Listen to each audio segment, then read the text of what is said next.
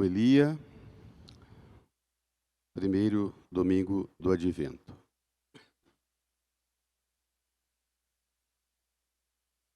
Irmãs e irmãos, vamos à meditação do Evangelho do primeiro domingo do Advento. O Senhor esteja convosco, Ele está no meio de nós. Proclamação do Evangelho de Jesus Cristo segundo Mateus. Glória a vós, Senhor. Naquele tempo, Jesus disse aos seus discípulos: A vinda do Filho do Homem será como no tempo de Noé. Pois nos dias antes do dilúvio, todos comiam e bebiam, casavam-se e davam-se em casamento, até o dia em que Noé entrou na arca. E eles nada perceberam, até que veio o dilúvio e arrastou a todos. Assim acontecerá também na vinda do Filho do Homem. 2 homens estarão trabalhando no campo, um será levado e o outro deixado. 2 mulheres estarão moendo no moinho, uma será levada e a outra deixada. Portanto, ficai atentos, porque não sabeis em que dia virá o Senhor. Compreendei bem isso. Se o dono da casa soubesse a que horas viria o ladrão, certamente vigiaria e não deixaria que a sua casa fosse arrombada. Por isso, também vós, ficai preparados, porque na hora em que menos pensais, o Filho do Homem virá. Palavra da salvação. Irmãs, irmãos, nos recolhamos a um tempo de oração, peçamos do Divino Espírito Santo o auxílio necessário para que por ele alcancemos a compreensão plena desta palavra e sejamos por ela transformados. Rezemos.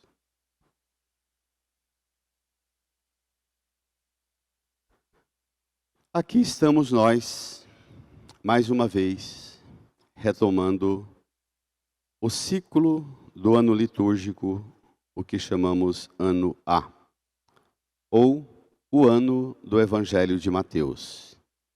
De hoje até o final de novembro do ano que vem,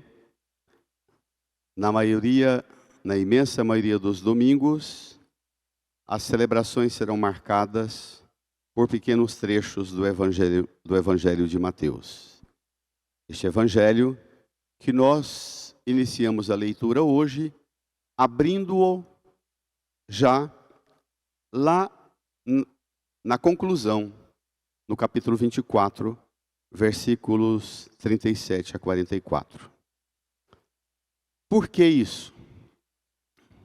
Por 2 razões. Primeiro, em vista da preparação para celebrar o Natal, o tempo do Advento. O tempo do Advento, nós celebramos as 2 dimensões, ou a dupla vinda do Senhor. Ele veio ontem e ele virá no futuro. As 2 primeiras semanas do Advento, os evangelhos, as leituras, ajudam-nos a meditar sobre a futura vinda do Senhor. Depois, naquelas 2 semanas mais próximas, nós meditaremos, recordando e celebrando o mistério daquela primeira vinda.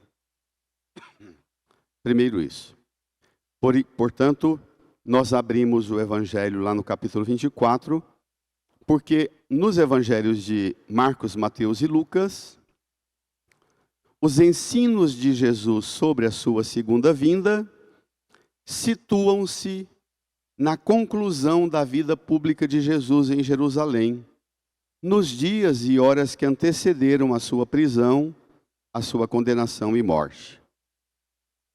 Todos os anos, geralmente no final de outubro e o início de novembro, até novembro todo, a gente tem esse clima, esse ambiente para meditar o tema ou os elementos que compõem a reflexão cristã da centralidade da nossa fé, que ocupa-se em viver aqui com os olhos voltados para aquela vinda do Senhor, aquela realidade última, que toda a criação e todas as coisas estão inclinadas para aquela realidade última, a vinda do Senhor.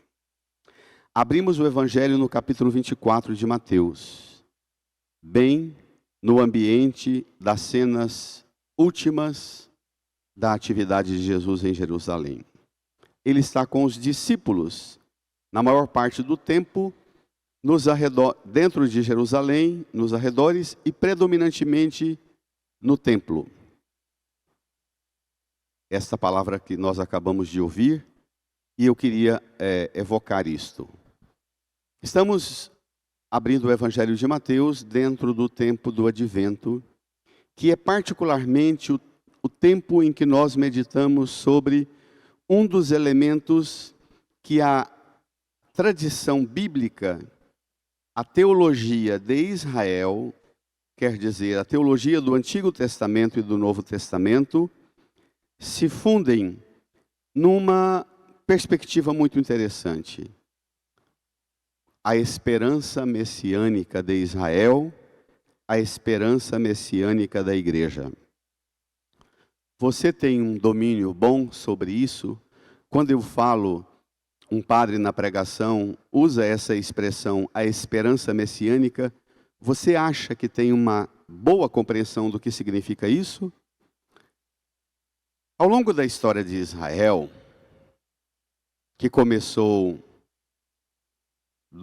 dos elementos históricos, dos fatos, dos acontecimentos propriamente registrados na história ou possíveis de serem datados, nós temos o início da fundação da esperança israelita, com o chamado que Deus faz a Abraão e Sara: sai da tua terra e vai. Isso se dá lá pelo ano 1850 antes de Cristo. Abraão e Sara saem há quase 2000 anos, quer dizer, na direção da Terra Prometida. Vão para a Terra Prometida, para o Vale do Jordão, o que chamamos de Terra Santa, ou Palestina, ou Israel, ocupam aquela pequena tribo, a família se multiplica naquele vale de terra fértil. Longos anos depois, 200, 300 anos depois, vem uma grande crise, uma seca terrível. E Israel tem que abandonar a terra prometida, os descendentes de Abraão e Sara abandonam a terra prometida e vendem a sua liberdade para o Egito em troca de comida. E vivem como escravos no Egito por muito tempo. Até que lá por 1250 a.C., Moisés, um líder, entre 1850 Abraão e Sara e 1250 Moisés, há um tempinho bom, não é? Os descendentes, quer dizer, Abraão e Sara, já não estavam mais fazendo parte desse grupo. Mas Moisés é instruído pelo Senhor a tirar o povo e a dinamizar a caminhada do povo na direção para retomar a terra prometida que fora dada a Abraão e Sara.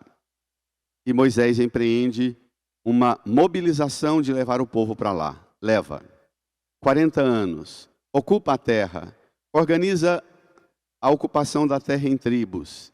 Mais tarde, numa organização mais consolidada, num regime de um juiz para cada tribo. Mais tarde, no ano 1000 da nossa era, da era cristã, o ano 1000 antes de Cristo, ano 1000 antes de Cristo, Davi funda a monarquia. Um só, agora não mais as tribos, a identidade das tribos e dos templos, onde o povo se reunia nos montes, ou 2, 3 tribos em comum, reuniam-se de tempo em tempo nos montes e tinham os cultos próprios espalhados em Israel, mas Davi agora constrói a capital do império, ou do reino de Davi, Jerusalém, constrói um templo, encerram o culto dos templos ou dos montes, tudo agora em Jerusalém, uma só terra, um só trono e um só templo. Pronto. Tudo pronto para todo mundo ser felizes para sempre, como todos os contos infantis. Acontece que não foi assim. Davi empreendeu um projeto extraordinário de um reino de Davi. Davi morre, Salomão ocupa o lugar do pai e acha que está pouco tudo que o pai fez. Salomão empreende um projeto gigantesco de tornar grandiosa e pomposa a presença de Israel no mundo, com palácios, reis, mão de obra escrava, altas taxas de impostos, exército, força de violência e de guerra. E Salomão empreende um projeto ambicioso ao modelo dos grandes e poderosos vizinhos dos países de Israel. Salomão morre e aí vem o processo de decadência. Os dois filhos de Salomão, Israel e Judá, não aceitam que um suceda o pai, brigam e dividem a Palestina, Israel, em dois reinos, o reino do norte e o reino do sul. Até que entra ano, sai ano, entra sucessor e sai sucessor, descendente e sai descendente, lá pelo ano 850 antes de Cristo, 700, 750, 600, século nono, oitavo, sétimo e sexto antes de Cristo. É o período crítico de Israel. A Assíria invade o reino do norte, mais tarde, 587, a Babilônia invade o reino do sul. A Babilônia entra em decadência, vem o Império Persa. O Império Persa entra em decadência, vem o Império Grego. O Império Grego impõe uma violência absurda sobre Israel. Entra em decadência, ascende o Império Romano, que toma e domina a Palestina até ao tempo de Jesus.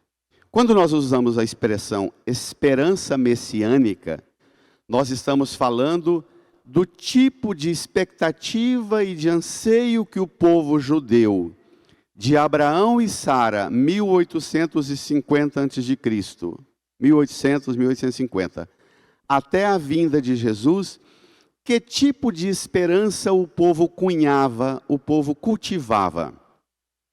Podemos até aplicar isso para agora.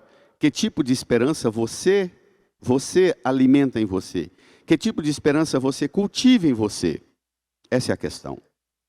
Que tipo de esperança nós cultivamos em nós? Quando a gente fala de esperança messiânica, para facilitar a compreensão, vamos a um raciocínio fácil de entender. Nós vivemos uma crise de messianismos.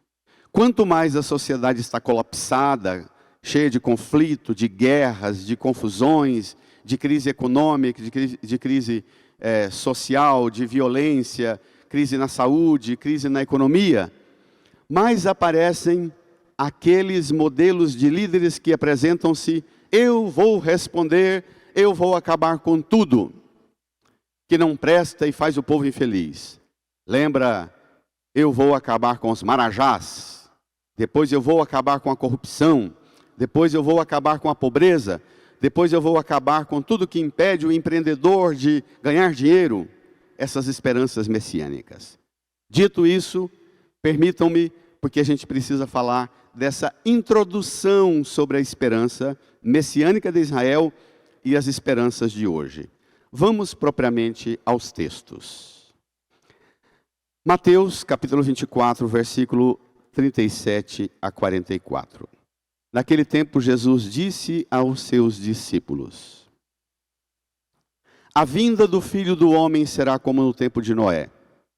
Os discípulos estão apavorados com a iminente prisão, condenação e morte de Jesus.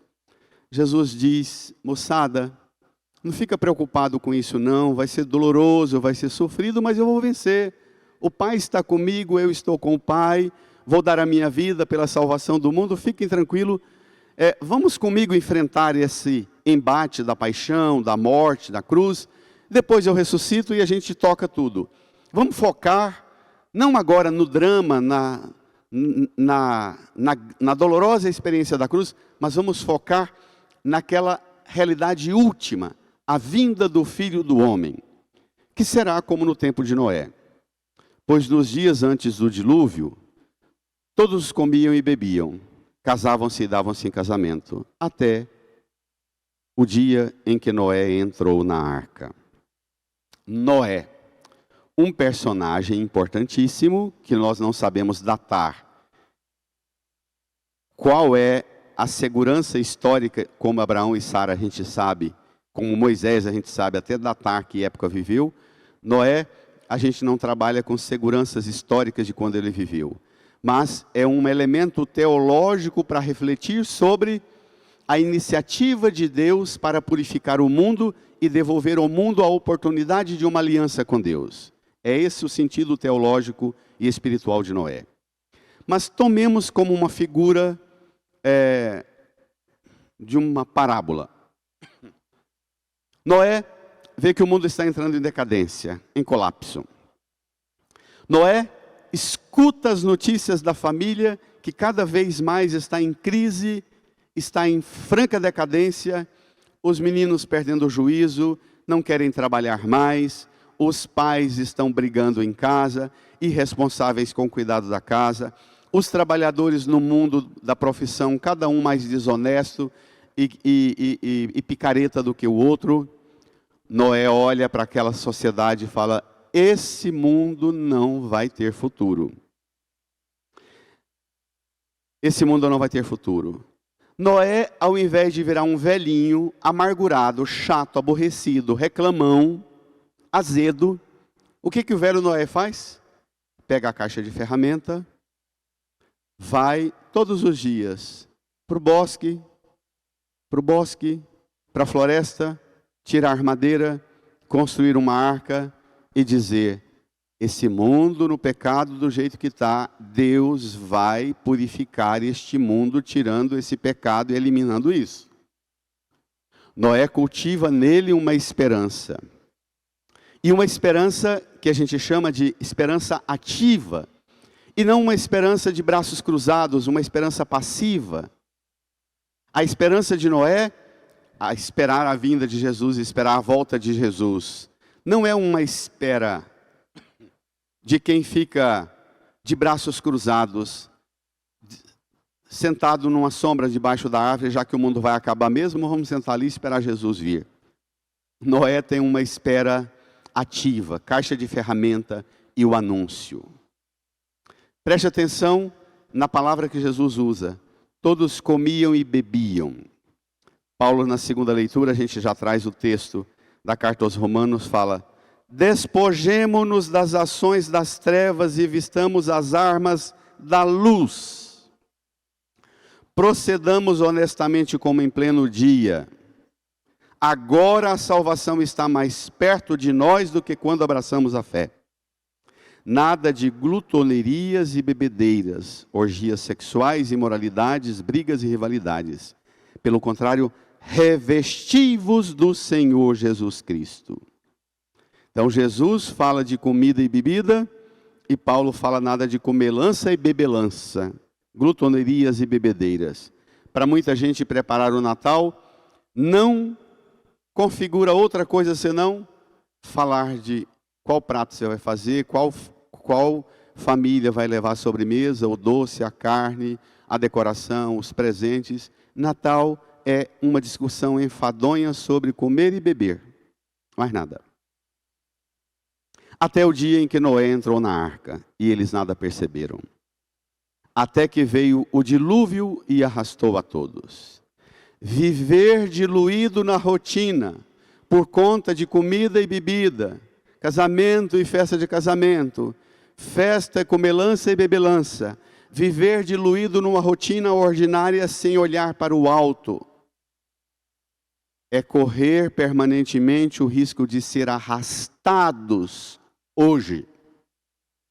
Não tenham uma fé de gente alienada com o presente e com o futuro, que te ponha em condições de ser arrastado pelas enxurradas de hoje.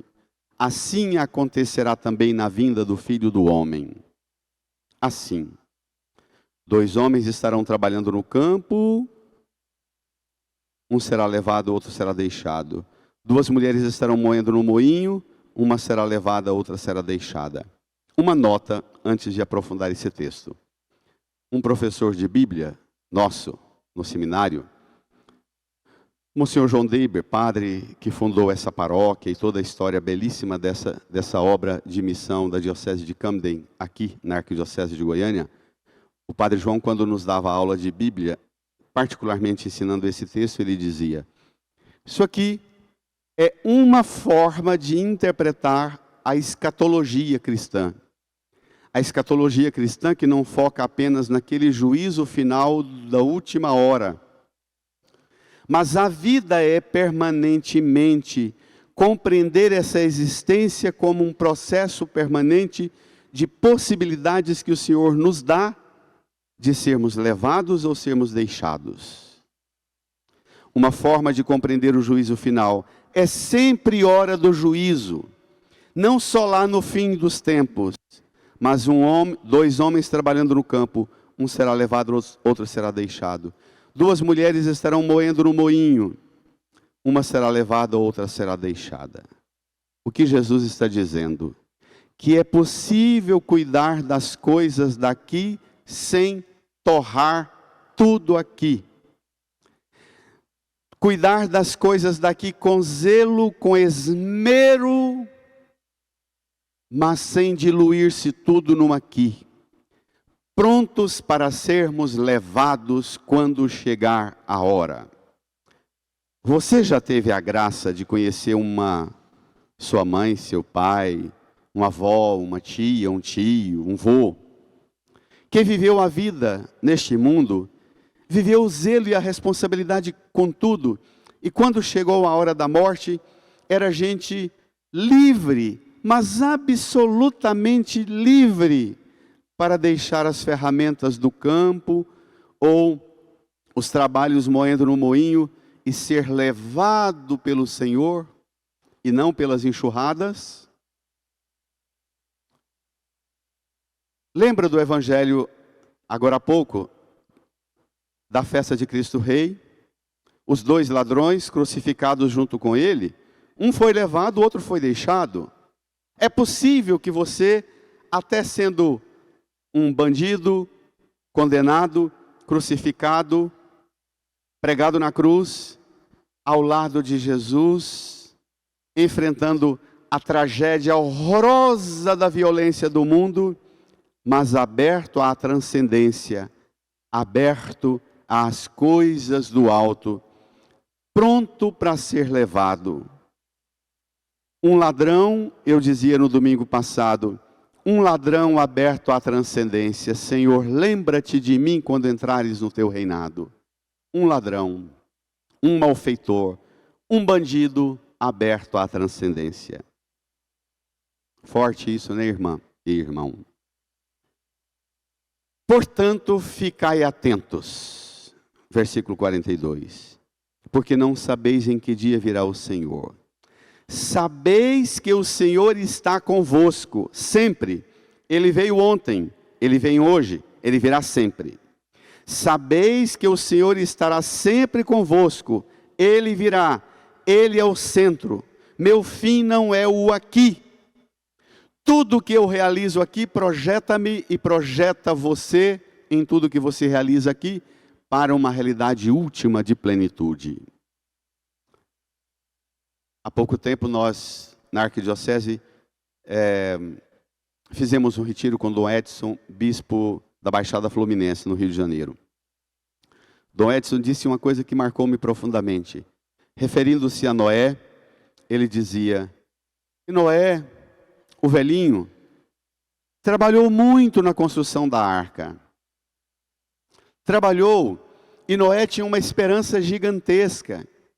Noé não cultivou uma esperançazinha medíocre, uma esperançazinha reduzida.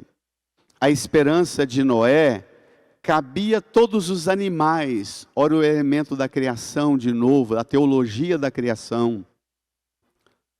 Devemos a poética da esperança de Noé, a vida e a salvação de todas as espécies da natureza animal.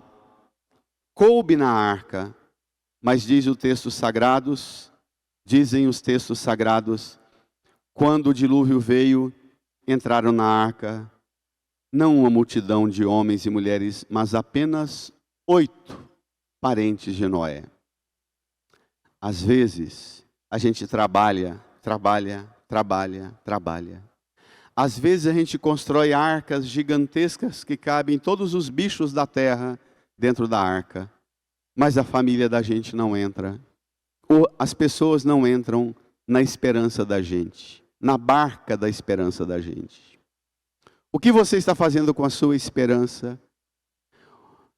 E aí Dom Edson dizia, é preciso viver a vida aqui, sabendo dos riscos e das ameaças, sabendo criar alternativas e ferramentas de sobrevivência ante os riscos e ameaças que virão, o dilúvio, e para enfrentar o dilúvio, a arca de Noé é gigantesca, mas dizia Dom Edson, mas é preciso dar tempo para colocar no coração das pessoas o anseio de além-mar.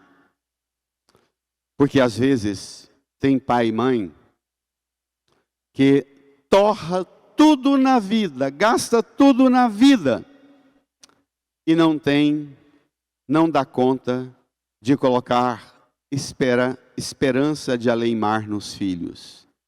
Uns filhos, desculpe a grosseria da expressão, uns filhos banana, que não presta nem para levantar e arrumar a cama. Às vezes passa o dia inteiro no quarto, sentado na cama. Pai e mãe que dá tudo de si e o melhor, e o filho não tem esperança de além-mar, não faz travessias, não sai daqui para um outro lado, para romper e irromper uma realidade nova. Compreendei bem isso, se o dono da casa soubesse a que horas viria o ladrão, certamente vigiaria e não deixaria que sua casa fosse arrombada. Não espere a vinda de Jesus para que ele te pegue como se ele fosse um ladrão, mas o Senhor. Não sabeis em que dia virá o Senhor. Atentos às coisas do Senhor.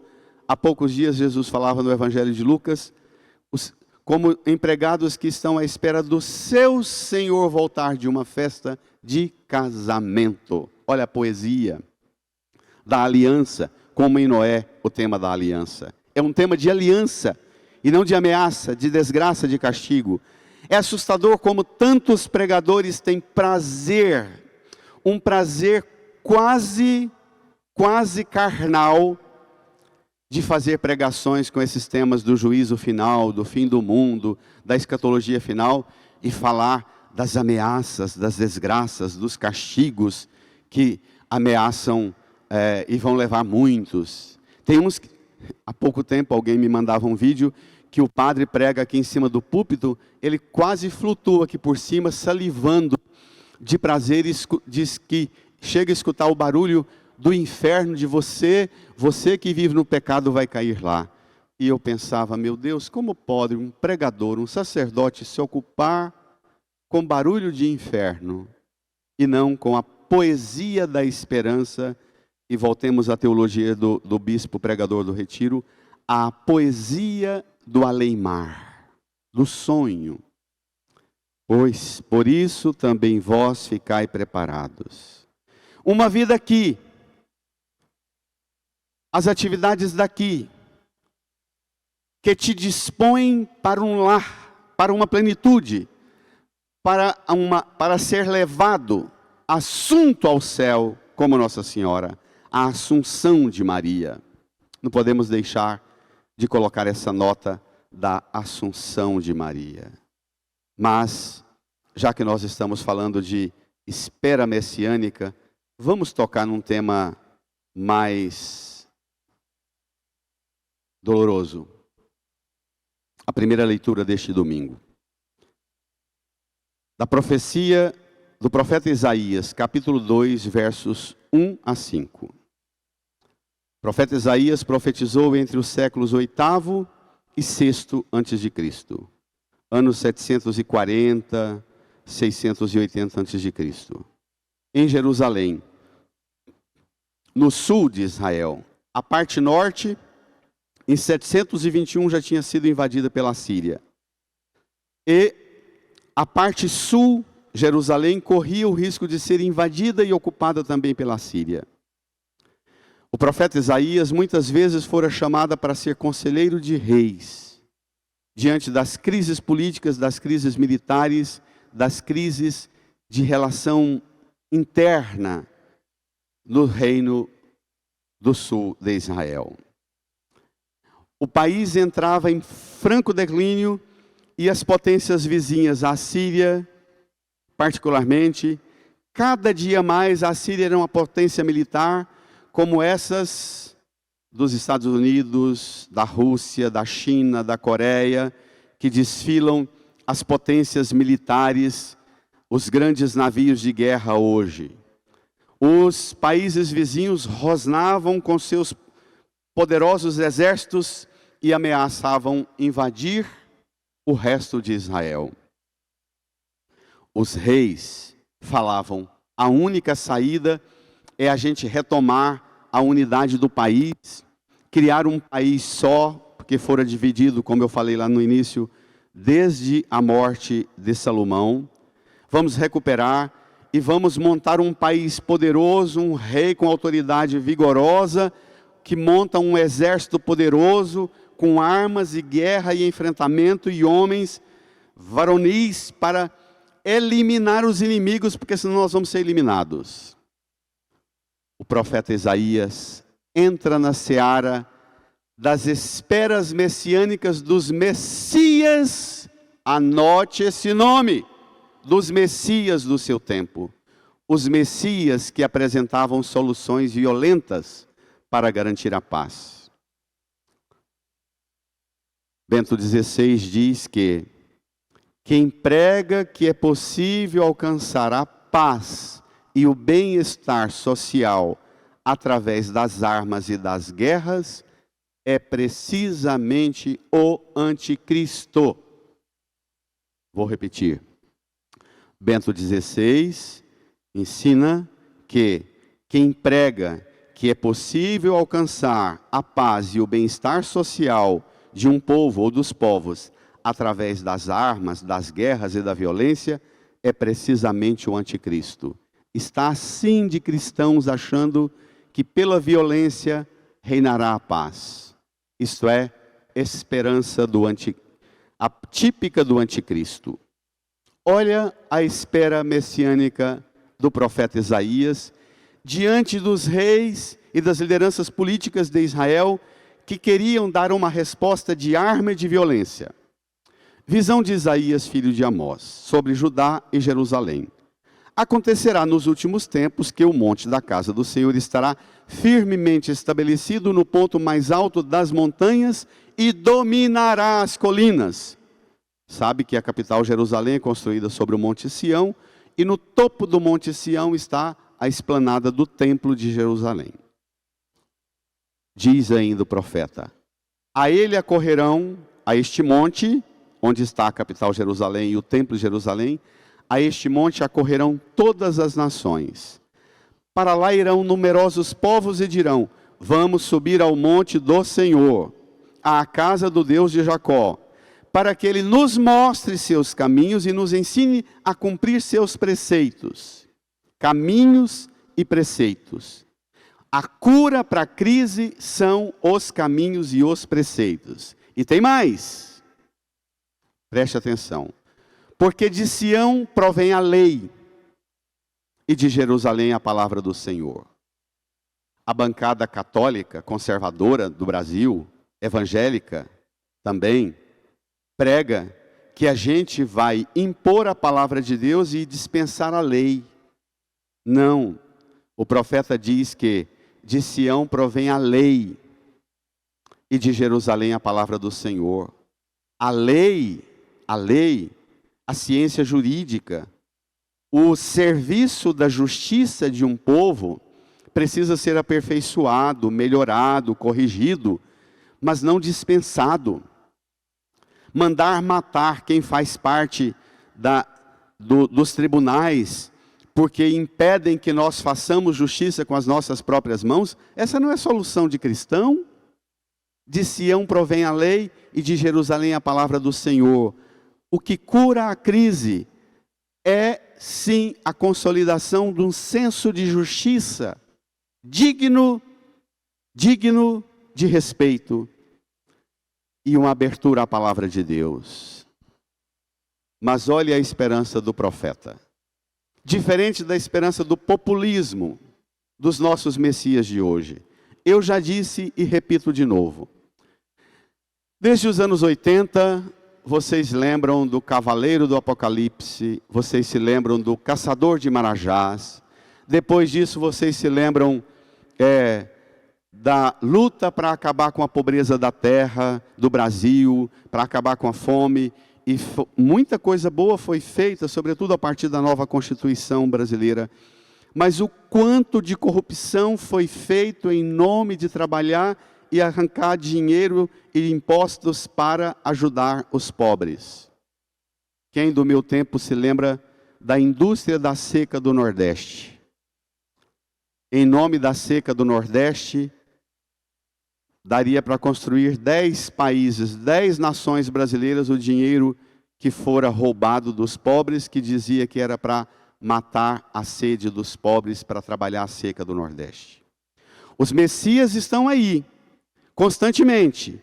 Os messias que respondem e querem resolver os problemas da humanidade através das armas ou dos impostos. Cole nisso. Preste atenção no que eu estou falando. Das armas ou dos impostos.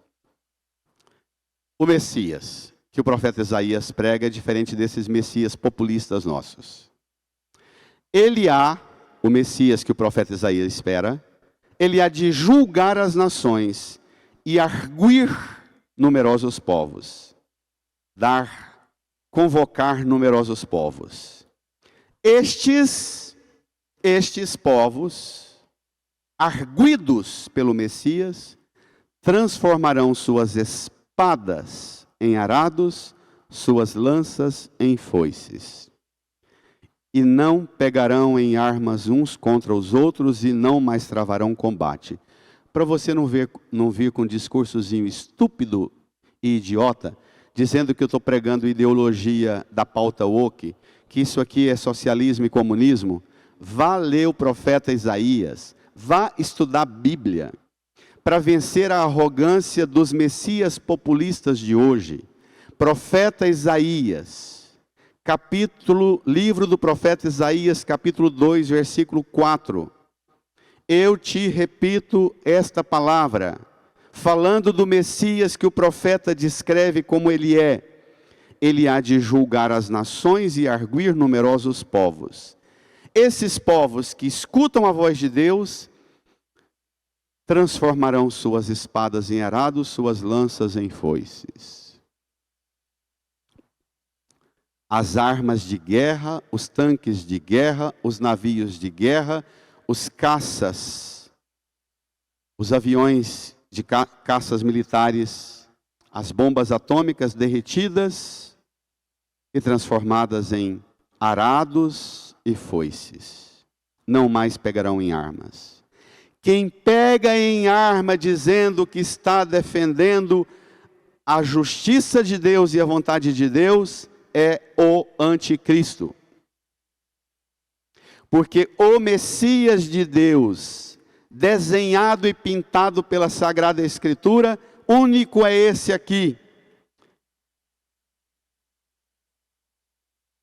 Aquele que põe fim às guerras e aos combates. Não mais pegarão em armas, uns contra os outros, não mais travarão combates. A melhor guerra é a que foi evitada, dizem os cientistas das relações internacionais. Mas uma pergunta mais custosa. No Brasil, no nosso vigoroso combate contra as facções que não são facções, são poder do crime estabelecido em todas as esferas. Facção era se fosse facção, mas não, é crime disseminado por todo o país, que a gente infelizmente chama de organizações criminosas. Quais são as armas do nosso país que deveriam ser derretidas e transformadas em arados e foices?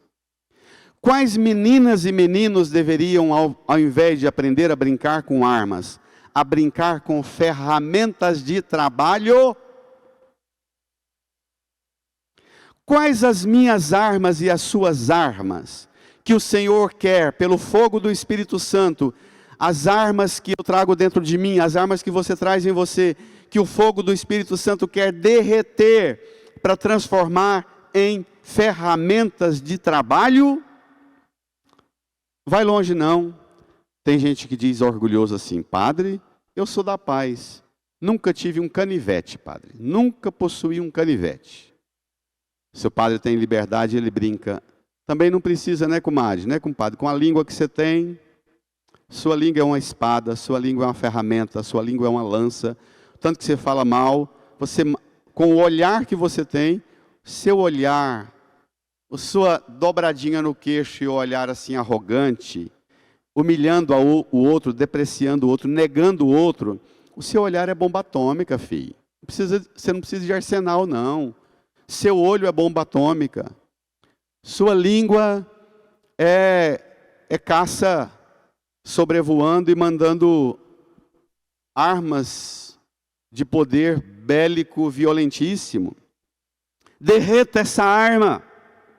Prepare para celebrar o Natal do Senhor, derretendo, pedindo ao Senhor, ao Divino Espírito Santo, para derreter sua língua.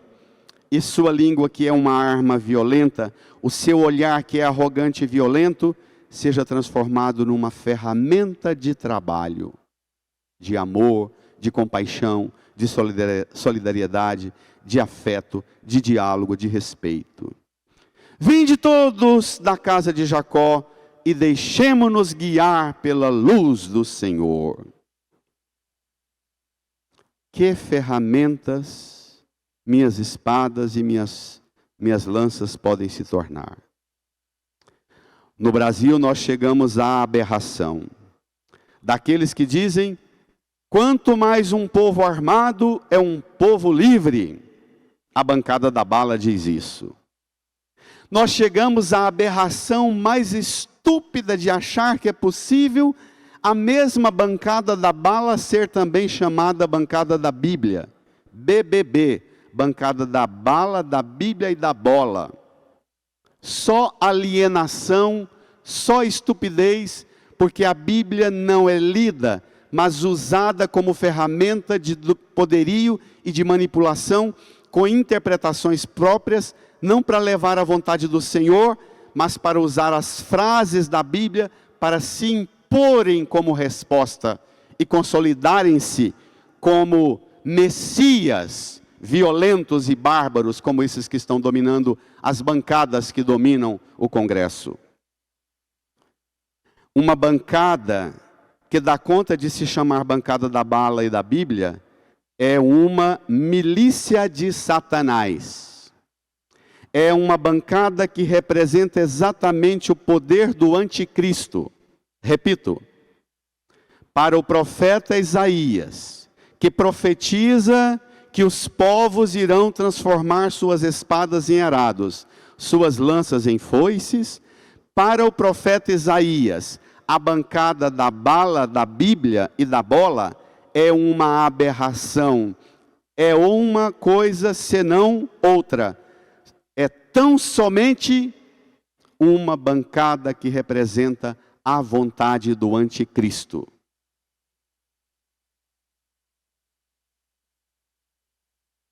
O que um cristão tem a dizer a um deputado da bancada da bala e da Bíblia? Deixemo-nos guiar pela luz do Senhor. Agora a salvação está mais perto do que quando abraçamos a fé. A noite vai adiantada, despojemo-nos das ações das trevas e vistamos as armas da luz. A arma que o cristão usa não é a arma que sai fogo, mas que ilumina as trevas da violência, da injustiça, do pecado, do crime, do abandono, das camadas de multidões abandonadas nas periferias e nos centros de nossa pátria, tão ferida e tão machucada, o Brasil. Irmãs e irmãos, vistamos as armas da luz. Nada de glutonerias, bebedeiras, orgias sexuais, imoralidades, brigas e rivalidades. Revesti-vos do Senhor Jesus Cristo. Assim o nosso Natal vai chegar. E nós celebraremos o Natal acolhendo o Senhor que sempre vem. Ele veio ontem, Ele vem hoje, Ele virá sempre. Ele vem hoje quando nós derretemos nossas ferramentas de violência e de guerra e despojamo-nos das ações das trevas e vestimos-nos das armas da luz, revestimos-nos do Senhor Jesus. Olhar para essa pátria tão machucada e ferida pela violência e pedir do Senhor a graça de sermos libertos dos enganos dos Messias. Um Messias prega que só haverá paz se todo mundo tiver arma para ter liberdade. Outro Messias prega, não, mais impostos, mais impostos, mais impostos para dar benefícios sociais, porque recebe benefício, basta. O Messias aqui, ele quer ferramenta de trabalho e por todo mundo é para trabalhar, não é para ganhar tudo em casa não, e nem para alcançar tudo no grito e no barulho da bala e da arma não. Se você for perguntar a um menino lá do Comando Vermelho, do PCC, ele vai dizer que ele está lá no crime para fazer justiça. Ele acha que ele está lá como operário de uma sociedade injusta. Ele interpreta que a atuação dele é para defender e fazer o bem. Ele não imagina que ele está lá como operário do anticristo. E você? Você acha que você com as suas armas está a serviço de Cristo ou toma consciência de que está como operária do anticristo? Vistamos as armas da luz, vistamo-nos de Cristo. Que o Senhor nos liberte. 2026 é tempo de eleição, da gente fazer uma grande reflexão e perguntar: que tipo de Messias nossa fé cristã tem pintado e idealizado aqui no Brasil? Que vergonha um Messias que prega que a paz virá pelas armas. Que vergonha um Messias dizendo que basta mais impostos. É preciso de Messias que melhore a educação, que melhore a qualidade do ensino e da transmissão do ensino, a qualificação das meninas e meninos com as as ferramentas de trabalho e não as armas de guerra. Que a paz habite em nós. Por amor a meus irmãos e meus amigos, peço a paz esteja em ti. Pelo amor que tenho à casa do Senhor, eu te desejo todo bem. Amém. Em nome do Pai, e do Filho, e do Espírito Santo. Bom domingo, uma abençoada semana. Vai render armas derretidas e o trabalho vai começar.